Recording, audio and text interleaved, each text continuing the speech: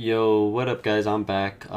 It is currently Wednesday, October 12th. My portfolio currently is at $21,483. I'm down 210 dollars, and then earned dividends is at 244. Still dollar cost averaging.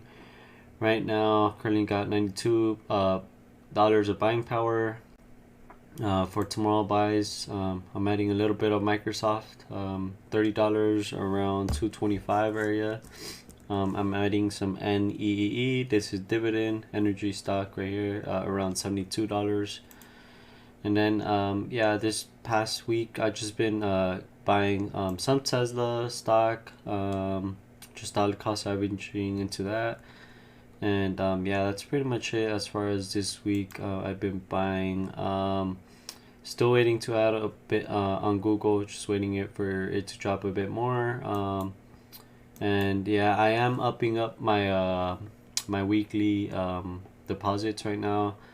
I'll be adding around like 450 every week right now. So yeah, cause it market is dropping right now. Yeah, as you can tell. And yeah, that's pretty much it as far as an update on my portfolio. If you have any questions, leave a comment down below.